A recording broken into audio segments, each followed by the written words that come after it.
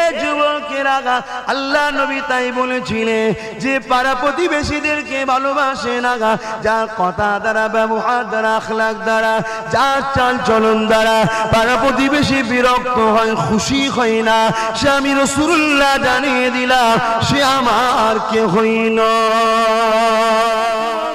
তরুণীরা, বাবেরা, এখানে নাচ বলতে মানুষ, তাহলে মুসলমান বিপদে পড়লে যাব, গায়ের ইসলাম বিপদে পড়লে যাব না, মুসলমান বিপদে পড়লে যাব, দলিত বিপদে পড়লে যাব না, মুসলমান বিপদে পড়লে যাব, হিন্দু বিপদে পড়লে যাব না, এটার নাম ইসলাম নয়। এই যুবকেরা, তরুণীরা, আব্বারা, ইসলামের সব থেকে বড় ইবাদত হলো নামাজ।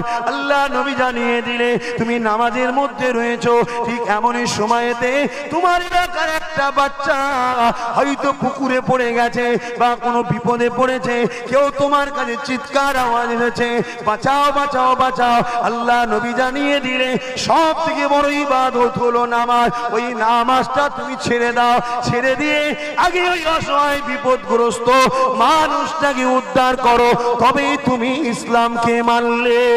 মুসলমানের ঘরে জন্ম নিলেই জান্নাত যাওয়া যায় না, রাসূলকে অনুসরণ করলে জান্নাত যাওয়া যায়। মুসলমানের ঘরে ছেলে হয়ে যদি আজ আমরা নিজেদের নারীদেরও জুলুম করি, আরে এরকম মুসলমান কখনো জান্নাত পাবে না। আজ সেই নারীর উপরে অত্যাচার পুরো দেশ জুড়ে, পুরো পৃথিবী জুড়ে। আমি যদি আমার দেশের কথাই বলি, কাশ্মীর থেকে, ইউপি থেকে, বিহার থেকে, আমার বাংলাও নিরাপদ নয় নারীরা। আমার বাংলাতেও চলছে অহরহ নারীদের উপরে নির্যাতন। আজ বাংলায়, ভারতে কোটি কোটি যুবক তোমরা থাকার পরও তোমাদের বোনরা নিরাপদ নয়। আমি মনে করি এই সকল ভাইদের দুগালে চুনকালি মাখা দরকার, যারা তাদের বোনেদের ইজ্জত বাঁচাতে পারে না। আসো আমরা ঐক্যবদ্ধ হই, মা ভারত বেটিদের, বাংলার বেটিদের আমরা ইজ্জত আবরুকে বাঁচাই। আজ আদিবাসী বলে তার কি বাঁচার অধিকার নেই? আজ দলিত বলে কি সেই নারীর ইজ্জত নেই? আজ মতুয়া বলে কি সেই নারীর বাঁচার স্বাধীনতা নেই? আজ মুসলিম বলে তার যদি রেপ করা হয়, কিছু মানুষ হাততালি দিয়ে বলে ঠিক করেছে। কেন? সে ভারতীয়, এটা কি বড় প্রমাণ নয়? তার ধর্ম যেটা ভালো লেগেছে সেটা করছে। কিন্তু আমরা সবাই তো এক প্রভুর সৃষ্টি, আমরা সবাই তো এক মা, এক বাবা, আব্বা থেকেই দুনিয়াতে সৃষ্টি হয়েছি। প্রথম বাপ, প্রথম মা সবার তো একজনই। তাদের দুজনের মিলনের ওসিলায় পৃথিবীর বুকে মানুষ জাতি তৈরি হয়েছে। আজ সেই বেটিদের উপরে কি অত্যাচার হচ্ছে! হযরত প্রফেট মুহাম্মদ সাল্লাল্লাহু আলাইহি ওয়াসাল্লাম তিনি ঘোষণা করলেন, যদি কেউ নারীদের উপর জুলুম করে, জুলুমের শাস্তি একটা কতল। আর যদি আমরা সবাই মিলে ঐক্যবদ্ধ হয়ে এই আওয়াজ করে তুলতে পারি যে নারীদের উপরে কেউ যদি জুলুম করে তারও একটাই শাস্তি, কতল, তাহলে আমার বিশ্বাস হযরত প্রফেট মুহাম্মদ সাল্লাল্লাহু আলাইহি ওয়াসাল্লাম বলার পরে 10 বছর তিনি রাজত্ব চালিয়েছিলেন। সেই 10 বছরের ইতিহাসে একটা নারীর উপরে কেউ জুলুম করার সাহস পায়নি। জোরে বলুন সুবহানাল্লাহ। আজ কারো বেটি অত্যাচার হচ্ছে, কাল আপনার হবে, তখন আফসোস হবে। ইনি হলেন হযরত মুহাম্মদ সাল্লাল্লাহু আলাইহি ওয়াসাল্লাম। কে তিনি? যিনি এসে বাবা মাকে শিখিয়েছিলেন তোমার সন্তানদের ভালোবাসো। আল্লাহ নবী একদিন প্রতিদিন যখন দরবারে বসতেন, রাসূলুল্লাহর কাছে ছোট ছোট বাচ্চারা আসতো। আমার নবীর আদর্শের কিছু কথা বলছি, কারণ এই মাসে তিনি এসেছিলেন। প্রতিদিন তিনার কাছে এসে কিছু কিছু বাচ্চারা সব বসতো। ওই বাচ্চার মধ্যে মুসলমানের বাচ্চা ছিল, মূর্তি পূজারীর বাচ্চা ছিল, ইহুদির বাচ্চা ছিল, খ্রিস্টানদের বাচ্চা ছিল, বিভিন্ন ধর্মের বাচ্চারা এসে বসতো। আল্লাহ নবী সবাইকে ভালোবাসতেন, সবাইকে খাবার দিতেন, তারপরে সাহাবাদের সঙ্গে কথা বলতেন। একদিন নবী দরবারে আসলেন, এসেই সবাইকে খাবার দিচ্ছে, দিতে দিতে বললেন, এ সাহাবারা, অমুক অগ্নি পূজারী, যাদের আরবিতে বলা হয় মুজুসি, অমুক অগ্নি পূজারী বাচ্চা আজকে আমার দরবারে আসেনি কেন? সাহাবা হুজুররা বললেন, হুজুর, তামাম কায়নাতের দায়িত্ব আল্লাহ, তামাম দুনিয়ার দায়িত্ব আল্লাহ আপনাকে দিয়েছে, আপনি এই টাইমের মধ্যে একটা বাচ্চা আসেনি, সেই খোঁজটা আপনি নিচ্ছেন। আল্লাহ নবী বলেছিলেন যে বাবা আমি সবার জন্য রহমাতাল লিল আলামিন, জোরে বলুন সুবহান। আল্লাহ নবী সাহাবাদিগকে জানিয়ে দিলেন, এ বাবা সাহাবারা, ওই বাচ্চাটা কেন আসেনি বাবা, ওর খোঁজটাকে একটু নাও বাবা। সাহাবা হুজুররা বলেছিলেন, ইয়া রাসূলুল্লাহ হাবিবাল্লাহ, এমন একটা সন্তানের কথা বলছে যার বাবা নাকি দিন রাত তরোয়ালে ধার দিচ্ছে, আপনাকে মারবে বলে, আপনাকে কতল করবে বলে, আপনাকে শহীদ করবে বলে। আল্লাহ নবী মুচকে এসে আদর্শ দেখিয়েছিল, ও বাবা সাহাবারা, ওর বাপ আমার দুশমন হতে পারে, আমি রাসূলুল্লাহ কিন্তু ওর বাপের দুশমন নয়। ইনি হলেন মুহাম্মদ রাসূল।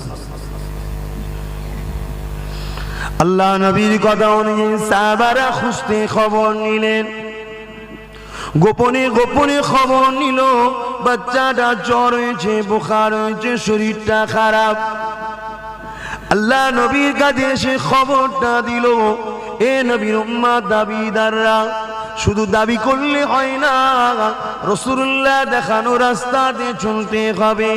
আল্লাহ নবী যে রাস্তা দিয়ে যেতেন, ওই রাস্তা দিয়ে কোনো নোংরা পড়ে থাকতো না, এমন কোনো জিনিস পড়ে থাকতো না যে রাস্তা দিয়ে পথিক দিয়ে যেতে অসুবিধা হবে।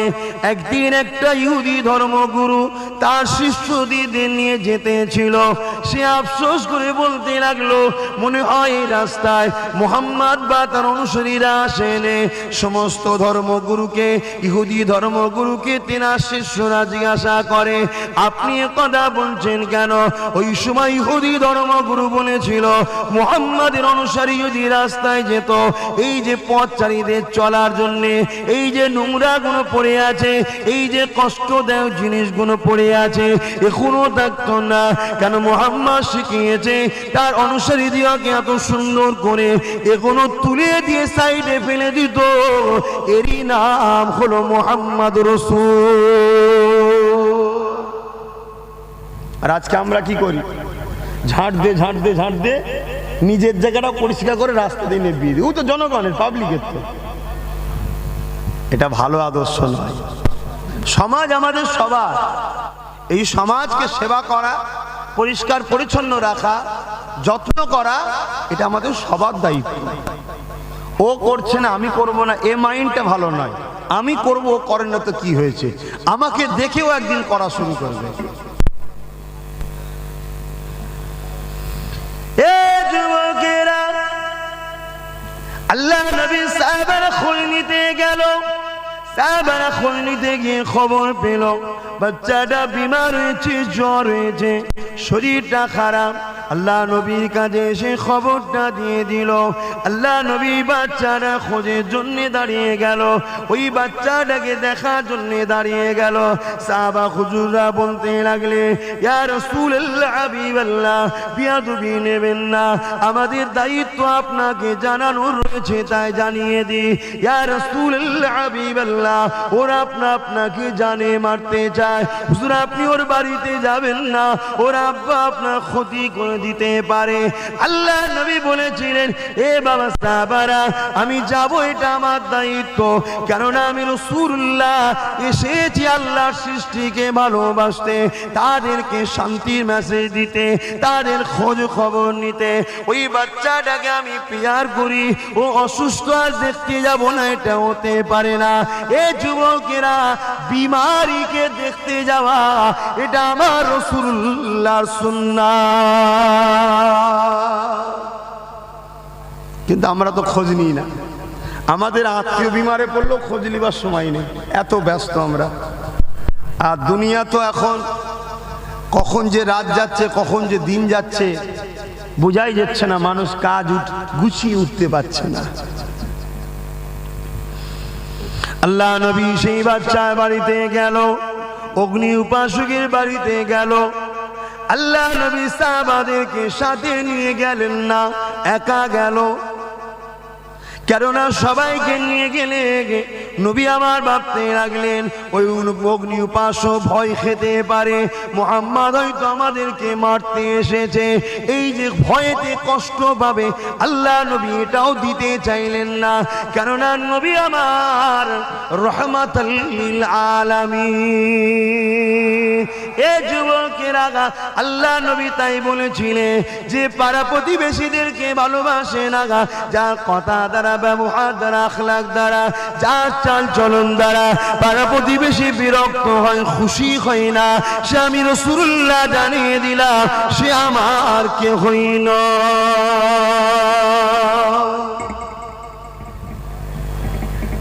যার কথাবার্তা, কাজ কাম, চাল চলন পাড়া প্রতিবেশী খুশি নয়, সে আমি রাসূল আমার কেউ নয়। আর আজকে এই কথাটা আমাকে এখানে বলা দরকার, কেন অতি সত্য কথা যেখানে আমি আলোচনা করি বলি। মুসলমানদের প্রতিবেশী কারা? বলুন না, আমাদের প্রতিবেশী কারা? হিন্দু ভাই, মতুয়া ভাই, দলিত ভাই। রাসূল এখানে বলেছে যে পাড়া প্রতিবেশীর সঙ্গে ভালো ব্যবহার করলো না সে আমার কেউ নয়। তাহলে আজকে যে কোনো ধর্মেরই হোক তারা আমাদের প্রতিবেশী। রাসূলকে যদি আমরা মানি, প্রতিবেশীর সঙ্গে ভালো ব্যবহার করা এটা আমাদের ঈমানি দায়িত্ব। বলুন আলহামদুলিল্লাহ। এটাই শিখিয়েছেন মুহাম্মদ রাসূল, এটাই শিখিয়েছে। এই বিষয়ে একটা কথা, হযরতে আব্দুল্লাহ হুজুর বলে একজন যুবক ছেলে ছিল, নিশ্চয়ই আপনারা শুনেছেন, আবার স্মরণ করিয়ে দিচ্ছি। হযরতে আব্দুল্লাহ হুজুর বলে একটা যুবক ছিলেন। সে যুবক ব্যবসা কারবারের উদ্দেশ্যে শহরে এসেছিল। শহরে এসে একটা ঘর ভাড়া নিয়েছে, আর সেই ঘরের পাশে একজন গায়ের ইসলামের ঘর ছিল। হযরতে আব্দুল্লাহ 18-19 বছরের যুবক, এই মুসলমান যখন ঘর ভাড়া নিয়েছে, ওই গায়ের ইসলাম, সে ইসলাম সম্বন্ধে জনগণের কাছে যেটা শুনেছে যে মুসলমানরা রাগী হয়, মুসলমানরা মারপিট করে, মুসলমানরা একটু হলেই মারপিট শুরু করে দেয়, গালিগালাজ করে, মন্দ কথা বলে, এই যে একটা ব্রেনে ঢুকানো আছে, তো ওই গায়ের মুসলমানের ব্রেনও ঢুকেছিল। তাই আব্দুল্লাহকে রাগাবে বলে, কষ্ট দেবে বলে তার বাড়ির সিঁড়িতে, বাইরের কোঠের সিঁড়িতে প্রতিদিন ঝাঁট দিয়ে নোংরাগুলোকে ফেলে। প্রথম যেদিন ফেলে, হযরতে আব্দুল্লাহ ফজরের নামাজ পড়ে কোরআন তেলাওয়াত করে বাইরে বেরিয়েছে। ইসলামের হুকুম ফজরের নামাজের পর কোরআন তেলাওয়াত করো। সেই তেলাওয়াত করে বাইরে বেরিয়ে দেখছে সিঁড়িতে নোংরা। ইদিক উদিক তাকালেন, কাউকে কোথায় দেখতে না পেয়ে আর একটা পাত্র নিয়ে এসে ওটাকে পরিষ্কার করে, যেখানে লোক যাতায়াত করে না, যেখানে ময়লা ফেলা হয়, সেই জায়গাতে ফেলে দিল। দিবার পরে ঘরে দরজা লাগিয়ে কারবারে চলে গেছে। পরের দিন সেম কেস, আবার উনি পরিষ্কার করে ফেলে দিলেন। এভাবে কয়েকদিন যাচ্ছে, কোনো দিনের জন্য আমাদের মতো ব্যবহার করেনি। আমরা যে সুন্দর ব্যবহারটা করি, হে রে অমুকের বাচ্চা টমুকের বাচ্চা হলে গাল টাল দিয়ে আমরা ধুঁ সরিয়ে ফেলতাম, ঠিক না বেটি? এটা ইসলামের আদর্শ নয়, এটা আমার রাসূল শিখায়নি। আজকে সেই আব্দুল্লাহ এভাবে রোজ পরিষ্কার করে, যে ফেলে সে ভাবছে মনে হয় আব্দুল্লাহ গোপনে গোপনে খুঁজছে, তা আজকে ওর সামনেই ফেলবো। মহিলা নিয়ে দাঁড়িয়ে আছে, দিকে ফজরের নামাজ পড়ে কোরআন তেলাওয়াত করে বাহির হয়েছে, সামনেই ফেলেছে। ভাই ফেলে দিয়ে এবার কি করবে? ছুটবে তো নাকি? যে অন্যায় করে সে টেনশনে থাকে, ঠিক না? আজ আপনাদের ঘরে অনেকে মারছে, ঘাবড়াবার কিছু নেই, আপনারা নিশ্চিন্তায় রাত্রিতে ঘুমাতে পারেন। কিন্তু যারা মারছে তারা টেনশনে বাইরে ঘুরতে পারে না, তারা ঘুমোতেও পারে না। এই মনাই পাল্টা দিল, এই মনাই পাল্টা দিল। ওই দোদকে দোদকে দোদকে ওদের যে টেনশন হচ্ছে, ও মার খাওয়ার থেকে বেশি কষ্ট ওরা পাচ্ছে। সবর করেন, ধৈর্য ধরেন, স্বাভাবিক। আমি যদি ও পাড়ায় যে কাউকে মেরে আসি, আমি কখনো শান্তিতে থাকতে পারবো না। কেন? আমার ব্রেনে ঘুরছে ও প্রতিশোধ নেবে, ও প্রতিশোধ নেবে, সবসময় একটা আতঙ্কে থাকবো আমি। ওই জন্য মার খাওয়া, মারার থেকে মার খেলে আরাম বেশি। হয়তো তখন একটু লাগে, কিন্তু আরাম নিশ্চিন্তাটা বেশি। মানুষের টেনশনটা তো সবচেয়ে বড় মারাত্মক। এই যে আব্দুল্লাহকে রোজ জ্বালাচ্ছে, ওনার একটা টেনশন রয়েছে, তাই ফেলে দিয়েই ছুটেছে। ঘরের দরজা লাগিয়ে ছিদ্র দিয়ে দেখছে যে আব্দুল্লাহ কি করছে। উনি মোচকে হেসে প্রতিদিন যা করে ঘর থেকে পাত্র নিয়ে এসে পরিষ্কার করে ফেলে দিয়ে দরজা লাগিয়ে কাজে চলে যাচ্ছে। এ গায়ের ইসলামটা বেরিয়ে আব্দুল্লাহর হাত ধরেছে, বলছে এ যুবক, আমি যে তোমাকে এতদিন কষ্ট দিচ্ছি তুমি তো জানলে, কিছু বললে না কেন আসামি পেয়ে? হযরতে আব্দুল্লাহ বলেছিলেন, আমার নেতা বলেছে প্রতিবেশীকে ভালোবাসতে, তুমি আমার প্রতিবেশী, তাই। বলুন সুবহানাল্লাহ। আদর্শ দেখুন, এটা হচ্ছে ইসলামের আদর্শ। আমার নবী এইটাই শিখিয়েছে, কিন্তু আজ আমাদের জন্য ইসলামের বদলাম হচ্ছে। হযরতে আব্দুল্লাহর এই কথা শুনে সে বলল, আমি তো শুনেছি ইসলাম মানে এই এই এই এই। আরো জানতে চাইলে যখন সে ইসলাম সম্বন্ধে পুরো জানলো, তখন সে ভাবলো এটাই তো একমাত্র মুক্তির রাস্তা, শান্তির রাস্তা, মানবতার রাস্তা। কারণ ইসলাম পিপাসিতকে পিপাসা মিটাবার নাম, বস্ত্রহীনকে বস্ত্র দিবার নাম, মা বাপের সম্মান প্রতিষ্ঠিতর নাম, গরিবের অধিকারের নাম, অসহায়কে আশ্রয় দিবার নাম, ন্যায় প্রতিষ্ঠিতর নাম, অন্যায়কে মিটিয়ে দিবার নাম। এর নামই হলো ইসলাম। আরবিতে এসেছে, যেটা সালাম থেকে এসেছে, যারটা শান্তির নাম ইসলাম। জোরে বলুন সুবহানাল্লাহ। বাবেরা, নজওয়ান তরুণেরা, এ নবী পাকের প্রেমিকেরা, হযরতে আব্দুল্লাহ হুজুর তখন এই আখলাক চরিত্র দেখে ওই মানুষটা মুগ্ধ হয়ে গেল। আব্দুল্লাহ আমার নবী সম্বন্ধে আব্দুল্লাহর কাছে আমার নবী সম্বন্ধে জানতে চাইলো।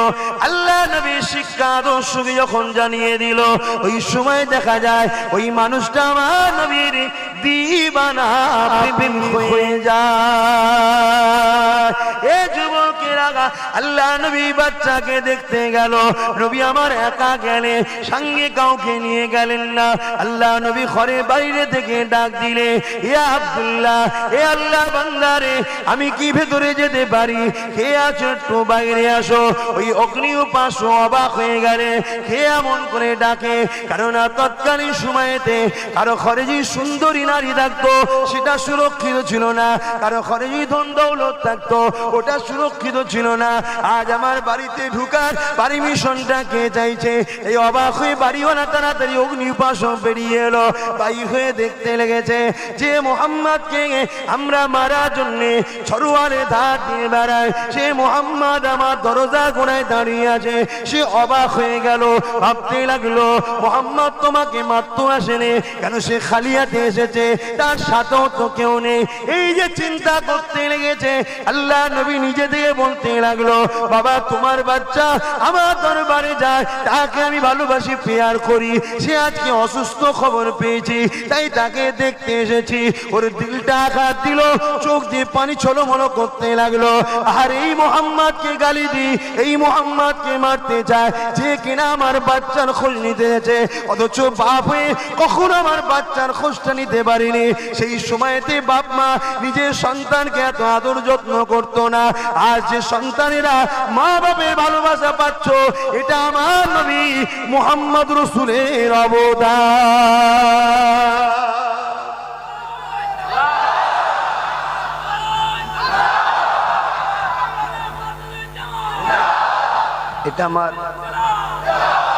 এটা আমার নবী শিখিয়েছে, আগে ছিল না। ১,৫০০ বছর আগে মানুষ অন্ধকারে চলে গিয়েছিল, আমার নেতা তো এইগুলি শিখিয়েছিল। আল্লাহ নবী তো এটাই শিখিয়েছিল, গরিবকে বাঁচানো। আল্লাহ নবী জানিয়ে দিলেন, এ দুনিয়া মানুষেরা, লা ইয়ারহামুল্লাহু মান লা ইয়ারহামুন নাস, যে মানুষের উপরে দয়া করে না, মহান স্রষ্টা আল্লাহ পাকে দয়া কখনো সে পাবে না। এখানে লা ইয়ারহামুল্লাহু মান লা ইয়ারহামুল মুসলিম নেই, মান লা ইয়ারহামুন নাস আছে। নাস আরবি কথা, যেটা আপনারা সবাই জানেন, এর বাংলা মানে হলো মানুষ। অর্থাৎ যে মানুষের উপরে দয়া করবে না, সে মহান স্রষ্টা দয়া পাবে না। এ যুবকেরা, তরুণীরা, বাবেরা, এখানে নাস বলতে মানুষ। তাহলে মুসলমান বিপদে পড়লে যাব, গায়ের ইসলাম বিপদে পড়লে যাব না।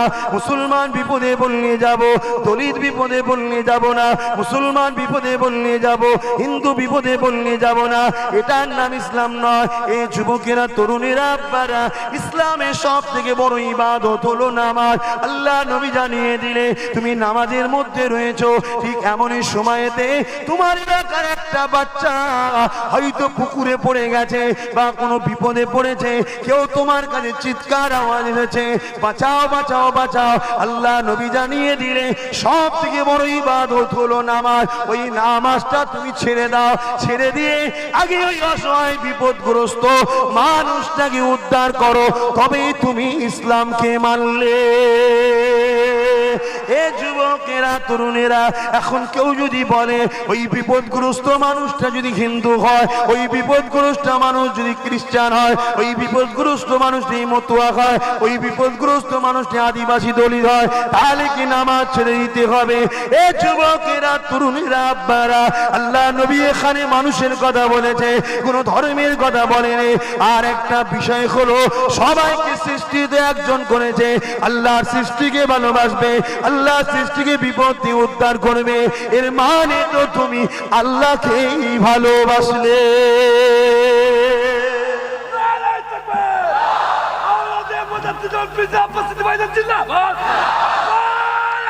আল্লাহ, আমাদের সে আদর্শ আছে? আমরা মরছি আমাদের দোষে ভাই,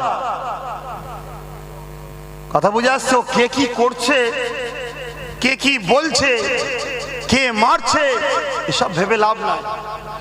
আমাদের ঘরে নিজেদের মতো আমার নেতার আদর্শ অনুযায়ী ফিরে আসতে হবে, তাহলে আমরা কামিয়াব হব। বাবেরা, নওজোয়ান, তরুণেরা, এ নবী বাগে প্রেমিকেরা, আল্লাহ নবী বসে আছে এমন সময়তে একটা গায়ের ইসলাম এসে জিজ্ঞাসা করলো, এ মুহাম্মদ সাল্লাল্লাহু আলাইহি ওয়াসাল্লাম, ইসলামের সব থেকে ভালো কাজ কি? আল্লাহ নবী বলেছিলেন, ভোকাত ক্ষুধার্ত মানুষকে খানা খাওয়ানো।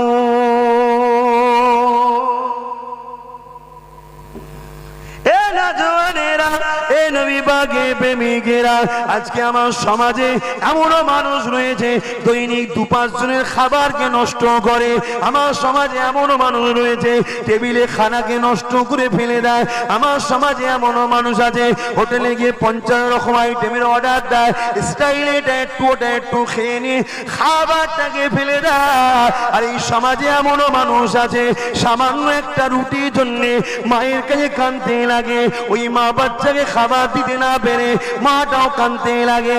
এ যুবকেরা, তরুণেরা, আজ চিন্তা করে দেখো প্যালেস্টাইনে কি হতে লেগেছে। বাপ মারা গেছে, মা মারা গেছে, বাচ্চা খেতে পাচ্ছে না, মায়ের গোশতকে খেতে লেগেছে। আজ আল্লাহ তোমায় সুখে রেখেছে, আজ আল্লাহ তোমার বাড়িতে খাবারের অভাব করেনি, আজ আল্লাহ তোমাকে দুবেলা খাওয়াচ্ছে। ভুলে যেও না গরিবের কথা, আল্লাহ তোমাকে কষ্টটা বুঝিয়ে দেবে। তাই তো নবী আমার জানিয়ে দিলে, রাত্রি যখন খাওয়া দাওয়া করবে 40 কদম ঘুরে আসো। আমরা মনে করি হজমের জন্য নবী বলেছে, না, ঘুরে আসা হজম অবশ্যই হবে, কিন্তু আল্লাহ নবী জানিয়ে দিলে ওই 40 কদম তোমার পাড়া প্রতিবেশীর মধ্যে কে খেতে পায়নি, কে শুকিয়ে রাত্রে ঘুমাচ্ছে, তার খোঁজটা একটু নাও, তার মুখে খাবারটা তুলে দাও। আল্লাহ নবী আরো জানিয়ে দিলে, তুমি যখন রান্না করবে 1 বাটি পানি বেশি করে দাও, যাতে তুমি পাশের বাড়িতে 1 বাটি তরকারি গরিবকে দিতে পারো। আল্লাহ নবী আরো জানিয়ে দিয়েছে, যেদিন তোমার ভালো মন্দ খাবার ইচ্ছা যাবে, খবরদার তুমি ভালো মন্দ খাবারটা খেয়ে নিয়ে গরিবের কাছে প্রকাশ করবে না, ওই গরিবের মনটা ভেঙে যাবে। আরে যে নবী খাবার দ্বারা গরিবের কষ্ট দিতে চাই না, সেই নবীর উম্মাত কখনো আতঙ্কবাদী সন্ত্রাসী হতে পারে না। আজ বিশ্বের বুকে মিডিয়া আমার নবীর উম্মাতদেরকে অপমানিত করার জন্য সন্ত্রাস আতঙ্কবাদী করে প্রচার করতে লেগেছে। এই যুবকেরা, তরুণেরা, বাপেরা, এই জায়গাতে আমাদের সকলকে ইনসাফ ইনসানিয়াতে আমার রাসূল যে আদর্শ শিখিয়ে দিয়েছে, ওই আদর্শর কাজ সমাজের বুকে প্রচার করতে হবে। তাহলে দুনিয়া বুঝে নেবে মুহাম্মদ রাসূলের আখলাক চরিত্র। দুনিয়া যেমন দলে দলে সেদিন আমার নবীর পিছনে ছুটেছিল, কিয়ামত পর্যন্ত আমার নবীর গুণগান এই জমিনে সবাই গাইতে থাকবে। আমরা তো লুটার ধান্দে আছি, দেবো কি করে? কি অসুবিধা হচ্ছে নাকি?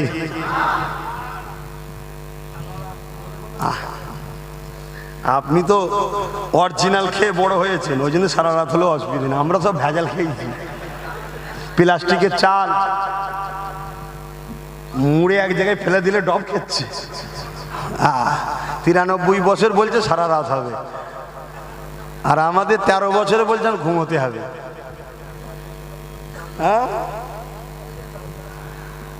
এখন তো সব ভেজাল, কিসে ভেজাল নেই? তবে এই ভেজাল সব পলিসি করে আনা হচ্ছে। কেন? যারা ভেজাল ঢুকাচ্ছে তারা তো বড় অঙ্কের টাকা দিয়ে দিচ্ছে, অথিব দেখছে ভেজাল, তারপরেই বড় অঙ্কের টাকা পেয়ে চালিয়ে দিচ্ছে। কারণ তাদের তো টেনশন নেই, তারা তো স্পেশাল ভিআইপি করে এনে খাবে। যা গরিব প্লাস্টিকের চাল খেয়ে মরুক কি, যা গরিব মরবে, তো বড় লোক তো মরবে না। আমার রাসূল পাক সাল্লাল্লাহু আলাইহি ওয়াসাল্লাম দুনিয়ার মানুষকে মুক্তি শান্তির রাস্তা দেখিয়ে দিয়ে গেল। আজকে সেই নবীর উম্মত আমরা নিজেরাই তো অন্ধকারে হোঁচট খেয়েছি, দুনিয়াকে কি রাস্তা দেখাবো? আমরা নিজেরাই তো দুর্নীতির সঙ্গে জড়িয়ে, আমরা নিজেরাই তো পাপ কর্মের সঙ্গে জড়িয়ে আছি, আমরা নিজেরাই তো গরিবদের ঘরে হত্যা করি। নিজের চাচা নিজের ভাইপোকে দাফন করে দিতে চাইছে, ভাইপো চাচাকে দাফন করে দিতে চাইছে। এই সমাজে তো অহরহ চলছে, নিজেদের মধ্যেই তো সমস্যা, পর কি দেখবে? তবে হ্যাঁ, আমার বাংলায় বর্তমান যিনি আছে তিনি সত্যি ভাইপোকে ভালোবাসে। কে? একদম সিবিআই তাড়িয়ে দিলে এত ভালোবাসে, সঙ্গে সঙ্গে যে সেটেলমেন্ট করে ফেললো দিল্লিতে। ওই রকম যদি কারো ভাইপো হতে পারতাম না, কপাল খুলে যেত। কথা বুঝছেন? কিন্তু আমরা আমার রাসূলের আদর্শ থেকে অনেক দূরে সরে গেছি। আরে মুসলমান ঘরে ছেলে মেয়েরা, তরুণেরা, বাপেরা, আজ আল্লামা হুজুরের স্মৃতি সভাতে এসে আমি আপনাদেরকে বলে দিয়ে যাই, আল্লাহ নবীর আদর্শ অনুযায়ী চলেন। আল্লামা হুজুর এতদিন চলে গেল দুনিয়া থেকে, আজ লক্ষ লক্ষ কোটি কোটি মানুষ কেন তিনাকে স্মরণ করে, কেন তিনাকে ডাকে, কেন তিনার কথা শোনার জন্য বেচায় হয়ে থাকে, কেন তিনার দরবারে এসে হাতকে বেঁধে দাঁড়িয়ে যে আল্লাহর কাছে তিনার ওসিলা দিয়ে দোয়া চায়, কেন তিনার আলোচনা শোনার জন্য দলে দলে লোক ভিড় করে, কেন গাঁটের পয়সা বার করে দিয়ে হুজুরের স্মৃতি সভাতে দান করতে থাকে। এ যুবকেরা, তরুণেরা, আব্বারা, অন্য কোনো কারণ নয় যে জমিদারি ছিল তা। হ্যাঁ, আল্লামা হুজুর জমিদার ছিল ঠিকই কথা, আল্লাহ তেনাকে এত ধনী করেছিলেন। এই আজ পশ্চিম বাংলার উত্তর দক্ষিণ 24 পরগনা, এটা তখন একসাথে ছিল। এই 24 পরগনার অর্ধেকটাকে কিনে নিবার আল্লামা হুজুরকে আল্লাহ ক্ষমতা দিয়েছিলেন। এত ধন দৌলত টাকার পরও নবীর দ্বীনের জন্য, পীরের খুশির জন্য নিজের অর্থ দিয়ে কিতাব লিখে লিখে লিখে এই সমাজকে জাগাবার জন্য বই তৈরি করে দিয়ে গেছে, এলেমের জ্ঞানকে মানুষের কাছে পৌঁছে দিয়ে গেছে, বাস করেছে। ওই বাসে কিতাব কিনে খরচ করেছে, সেই কিতাব থেকে ছুটি কিতাব লিখে বাসে কি ফলাফল হয়েছে জনগণের কাছে তুলে দিয়ে গেছে, যাতে কিয়ামত পর্যন্ত এই সমাজের মানুষ জাহান্নামের খোরাক না হয়ে যায়, সমাজের মানুষ ভুল রাস্তায় না চলে যায়, সমাজের মানুষ আল্লাহ থেকে দূরে, নবী থেকে দূরে না যায়। এই জন্য পীরের ভালোবাসায়, রাসূলুল্লাহ খাতিরে, আল্লাহকে খুশি করার জন্য আল্লামা হুজুর নিজের জীবনকে কুরবান করে দিয়ে গেছে বলে তাই তো আজকে দলে দলে দলে দলে মানুষ হুজুরের দরবারে আজও পাগলের নাই ছুটে আসছে। কারণ আমার আল্লাহ জানিয়ে দিয়েছে, এ বান্দারে তুই আমার হয়ে যা, আমি আল্লাহ তোর হয়ে যাব। আর আমি যার হয়ে যাব, তামাম দুনিয়াকে আমি আল্লাহ তারই পিছনে পাঠিয়ে দেব।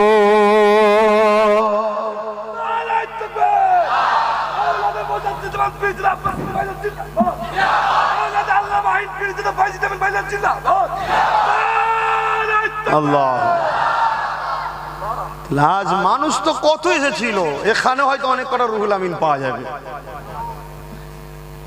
এর মধ্যে নাম খুঁজলে পাওয়া যাবে না, যাবে না, কিন্তু নাম এক হলে হবে না, কামটা আলাদা ছিল, নামে কোনো দাম নাই।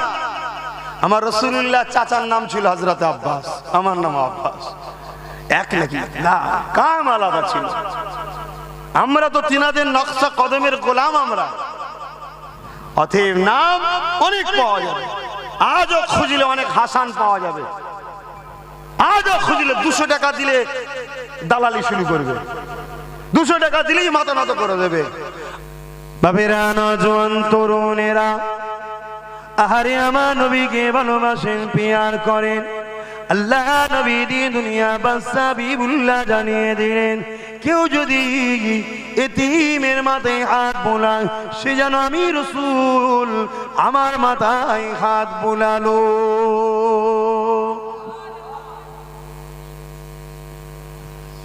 এ যুবকেরা, এ নবী পাকে প্রেমিকেরা, এ রাসূলের দিওয়ানারা, আসুন আমরা আমার বাংলাকে, আসুন আমার দেশকে জাতি ধর্ম বর্ণ নির্বিশেষে প্রতিটা আল্লাহর সৃষ্টির পাশে দাঁড়ায়, একে অপরে মিলে মিশে চলি। কেন আল্লাহর কোরআন জানিয়ে দিয়েছে, তোমরা দুনিয়ার মুখে অশান্তি ছড়াওনি, মিলে মিশে শান্তি আমান প্রতিষ্ঠিত করো। এই জায়গায় আমাদের সবার দায়িত্ব রয়েছে। এ যুবকেরা, তরুণেরা, আব্বারা, আল্লাহর সৃষ্টিকে ভালোবাসলে কি লাভ হবে শুয়ে রেখে দেন। কম বেশি আপনারা সবাই জানেন, আল্লাহ নবী দিন দুনিয়া বাদশা বিবুল্লাহ সাহাবা হুজুর দিগকে জানিয়েছে, আমার সাহাবারা, কাল কিয়ামত যেদিন হবে বিচারের দিন, ওই দিনে একটা বান্দা আল্লাহ পাক উঠাবে, ওই বান্দাকে বলতে লাগবে, বান্দারে আমাকে হিসাবটা দে। বান্দা হিসাবটা নিতে থাকবে, ওই সময় বলতে লাগবে, আল্লাহ পাক আপনি আমার হিসাবকে নেবেন না, আল্লাহ আল্লাহ পাক আপনি আমাকে সবার সামনে অপমানিত করবেন না, আপনি আমাকে গোপনে গোপনে জাহান্নামী করে দেন। কেন দুনিয়া জমিনে আমি অনেক অন্যায় করেছি, দুনিয়া জমিনে অনেক ভুল করেছি, দুনিয়া জমিনে অনেক পাপ করেছি, আল্লাহ আপনি আমাকে গোপনে গোপনে জাহান্নামী করে দেন। আমার আল্লাহ পাক বলতে লাগবে, বান্দারে লা তাখনাতু মির রাহমাতিল্লাহ, বান্দারে আমার রহমতে নিরাশ হয়ে যাস না, বান্দা তোর আমলনামাটা দেখা। বান্দা আমলনামাকে দেখাতে লাগবে, গুনাহ গুনাহ অন্যায় অন্যায় পাপ পাপ ভর্তি রয়েছে।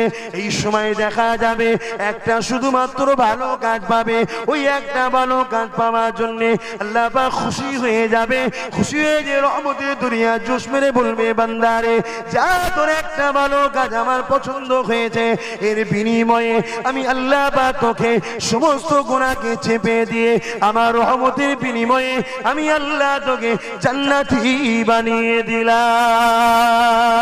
বান্দার কি এমন কাজ আল্লাহ পাকের পছন্দ হবে? কিতাবের মধ্যে পাওয়া যায়, ওই বান্দা একদিন প্রচন্ড গরমের সময় রাস্তাতে যেতেছিল, বান্দা ওই সময় দেখতে পায় রাস্তাতে একটা পশু বাঁধা রয়েছে, যে কিনা রৌদ্রতে পিপাসা চোটে জিভটা বাহির হয়ে গেছে। ওই বান্দার উপরে দয়া হয়েছে, পশুর উপরে তাকে ছায়াতে বেঁধে দিয়ে পানি পান করিয়েছিল। আমার আল্লাহ পাক বলতে লেগেছে, বান্দারে আমি আল্লাহ দয়ার মালিক, আমার দয়া নিয়ে আমার সৃষ্টির উপরে দয়া করেছি, আমি মালিক হয়ে কেন তোর উপরে দয়া করব না? এ বান্দারে আমি আল্লাহ তোর গুনাহকে মাফ করে দে, আমিও তোকে নাজাত দিয়ে দিলাম।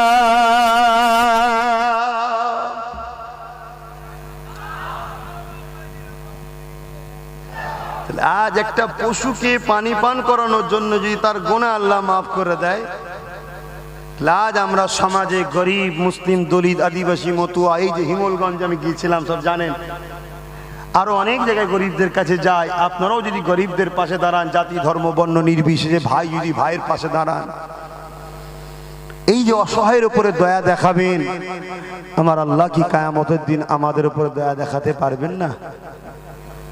এটা তো বিশ্বাস। তো ভাইয়েরা আমার, গরিবকে ভালোবাসুন, গরিবের সাথে আল্লাহ রসুল জানিয়েছে গরিব 50,000 বছর আগে আল্লাহর জান্নাতি হবে। জোরে বলুন সুবহানাল্লাহ। আর রসুল আর এক জায়গায় বলছেন, আল মারউ মা'a মান হাব্বা, যে যাকে ভালোবাসবে তার সঙ্গে থাকবে। আমি যদি দুনিয়ায় গরিবকে ভালোবাসি, আর ওই গরিব যদি জান্নাতি হয়, তার সাথে আমিও জান্নাতি হব। জোরে বলুন সুবহানাল্লাহ। আরে বিশ্বাসে মিলাই বস্তু, তর্কে বহুদূর। নামাজ পড়ছি আমরা, বিশ্বাস আল্লাহ কবুল করবে। রোজা রাখছি, বিশ্বাস আল্লাহ খুশি হবে, তাই তো করছি। গরিবের যে কত কষ্ট, গরিবই ভালো বুঝে। দরুদ শরীফ, আল্লাহুম্মা সাল্লি আলা সাইয়্যিদিনা মাওলানা মুহাম্মদ ওয়া আলা আলি সাইয়্যিদিনা।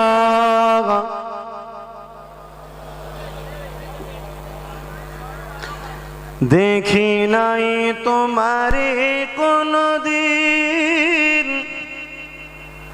তবু হৃদয়ে অমলিন।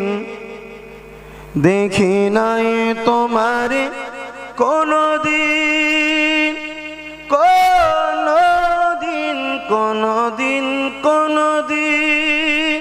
হে নবী, নবীজি আমার, তুমি আছো হৃদয়ের গভীরে, তুমি আছো হৃদয়ের গভীরে। ভুলব তোমায় বলো কি করে? কোরআনের পথ যত খুঁজেছি, হে নবী তোমায় তত চিনেছি। কোরআনের পথ যত খুঁজেছি, হে নবী তোমায় তত চিনেছি। কোরআনই জানিয়েছে আমায়, ওয়ারাফা'না লাকা যিকরাক। হে নবী, নবীজি আমার, তুমি আছো হৃদয়ের গভীরে। আল্লাহুম্মা সাল্লি আলা